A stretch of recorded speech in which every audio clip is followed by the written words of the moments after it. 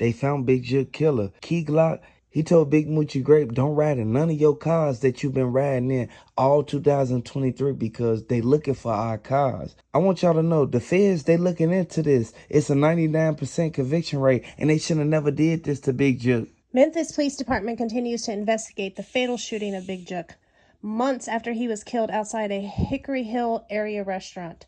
While the investigation is ongoing, no new details have been released. There are no new updates at this time. When you look at what's going on, the 47-year-old brother of Memphis rapper Yo Gotti was a high-profile figure involved with Gotti's record label, CMG, home to the notable rapper artists including Moneybagg Yo and Glorilla, among others. Glorilla said that Big Jook left out of the funeral home. As soon as he left out, he went and hopped in his truck. Before he could even get his left foot up in the door, Yo Gotti made one phone call. He just won $200,000. He told Angela Simmons to put the black bag up in the trunk before they even pulled off. I want y'all to know this is a sad situation. But Yo Gotti, he knew exactly when his brother was supposed to leave that funeral and he was supposed to go to the crib. Big Jook was never supposed to get caught up in that situation. But man, everybody know for a fact what he did. He was waiting across the street when Young Dolph got sent up. Moneybagg Yo, his truck is being investigated. They checked everything. They took off the door panels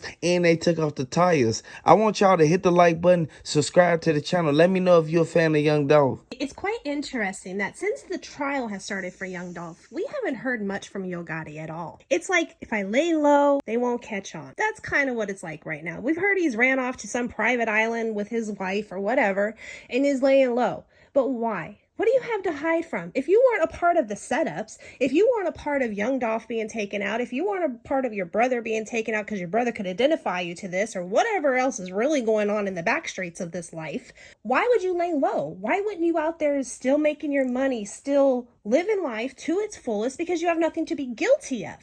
You make yourself look guilty. Yo Gotti already got the money that he had from when all the beefing was going on with him and Young Dolph.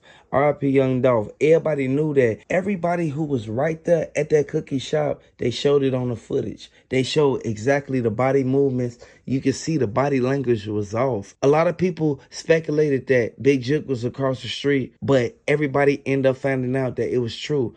They got him on camera. Big Jook was sitting right there with the window down. He was making sure it went down. You know, the way that they're moving forward this trial has got to be relief to the family. But you got to really sit down and watch the ins and outs and how they're handling it and how the prosecution is coming forth with its evidence.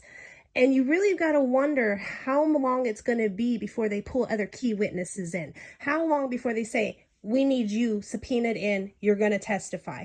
Because there are people that know every inch of this story and they know it well. Makita Raven said that Big Jook got killed because he was talking too much when he went live on Instagram. And he told everybody that Young Dolph, he was going to sign all his artists to CMG. Regardless of what went down, he should have never did that to Young Dolph. He put himself in a predicament that Kenny Money and them, they couldn't fall back from this situation. This is why they went out there and did what they did. You know, and I wonder what Charleston White's view is on all this. You know, he's always got a critical mind frame for this type of lifestyle. But I'm sure even he would step up and say, Yo Gotti is acting weird and moving funny.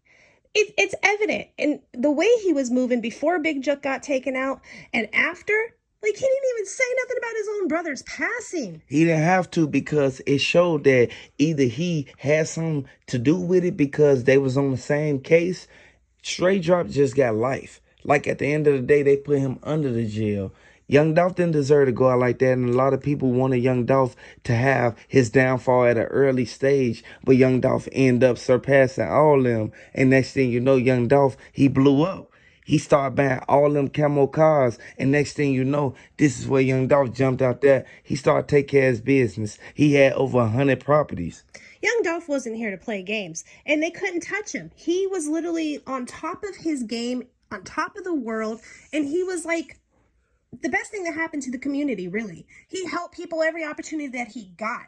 And he's literally sitting here getting ready for a turkey drive, and they decide that's the time for him to take him out of all times. They didn't want Yo Gotti connected to Makita Raven. And everybody knew for a fact Makita Raven, she was doing her thing out there and she was messing with both sides. All she wanted 901 Trick or Treat to do was get signed to either one of the labels so she can get a bag.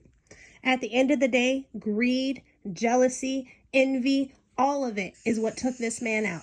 Left a child fatherless, a wife husbandless, a mother sonless, a brother brotherless, all because he trusted people that were supposed to be on his side and in his circle. Makita Raven, twin sister, she said that only reason why Big Jook even went out there to that funeral was because he was cool with dude. He was instantly trying to put his word in to let everybody know, like, man, I know this beef getting hectic, but we need to realize, sit back and really look at our surroundings and look at what's really going on and what we created. This why Big Jook, before he even got sent up, he sat there and told them he was trying to change his life, but it ended up sad because Big Jook, he was still in the streets. At the end of the day, Yo Gotti knew exactly what they did. Black youngster sat there and went to their gravesite. These people, they knew exactly what went on. So the feds, they're not going to speculate at all. They're going to get every clue. They're going to dot every I and cross every T. They want the main people who did this to Big Jook. Absolutely. And at the end of the day, we all know they will get them. The Federal Investigation Bureau isn't playing games. They have the highest funding there is, and they will investigate every forensic evidence, picture, body shape, movement until they figure it out. It's that simple for them. A lot of people wanted Young Dolph to go out sad, but Young Dolph, he went out like a G because his brother started busting back at them. And a lot of them knew for a fact that he was spitting, and everybody saw the white car end up pulling off after everything went down. Absolutely. At the end of the day, there was no coming back from that for them, but they definitely put up a fight. When you've got unsuspected bullets spraying at you, your first response is to get out of there typically or shoot back, and he shot back. They got the whole footage on camera. The evidence response team, they went out there and they got all the footage from Makita Raven them, and they had to turn over everything. Regardless of what went on, every angle that Young Dolph was in, they had to investigate this. And this is why they went outside and put markers down to make sure that this is exactly what happened. I want y'all to know, Makita Raven them not off the hook yet. We know what happened to Big Jook. Big Jook, he was trying to leave from over there. They was trying to get Big Jook ever since he went in there. They waited out there. They lamped on that man. At the end of the day, this is something that is a revolving door, and we see this happen from time to time. A lot of people put themselves in these predicaments, but don't nobody know how to get themselves out of it. You know, the sad situation is when a person actually tries to change their life and move on from this and not participate anymore, right down from the mafia, you know, the gangbangers, right down to these families right here. They literally will take out their own blood. They don't care. You know too much. That's why Charleston White said that he don't care about the GDs or the BDs. At the end of the day, Charleston White, he not wrong for what he said. Absolutely not. And while his opinion isn't always appreciated, he's usually not too far off point with it.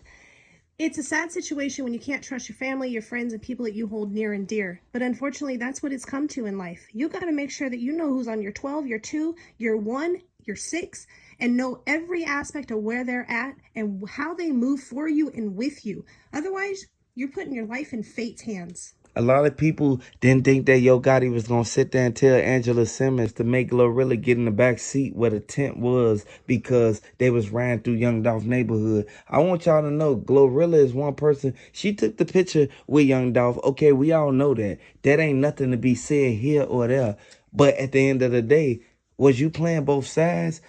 We don't know. At the end of the day, the feds, they going to look into everything that went down, and they going to get every person who had something to do with what happened to Big Jook. And hopefully they'll get closure for the families, the friends, the lost loved ones, for Big Jook and Young Dolph. Because at the end of the day, no matter what side they were on, they didn't deserve to go out like that. A lot of people put themselves in a position to basically go out there and say they was Keek Lock them ops. But Keek Lock them, they knew exactly what they was doing. They moved strategic. This why ain't none of them locked up right now.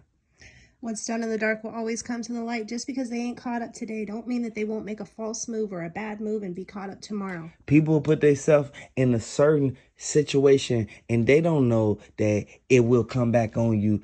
Karma always comes back around. A lot of people didn't know that Young Dolph, he went out there just to get cookies, and they sent this man up. Like, at the end of the day, we really got to pay close attention to our circle and the people we keep around us, because we don't know if the cookie shop people set them up. We don't know if the cookie shop people set Young Dolph up, or we don't know if it was the people that was around him. And it's sad to say, But it could have been any one of them. Somebody played a vital role in setting this man up, keeping track of where he was. Yes, we all know he has his famous camouflage vehicles, but they really had to pay attention to where he was. He didn't usually be on that side of town. They got him outside of that car. This is why they was able to get up on him and hit him up. If he would have still been in that car, he wouldn't have been touched. And he'll still be right here to this day. RP Young Dolph.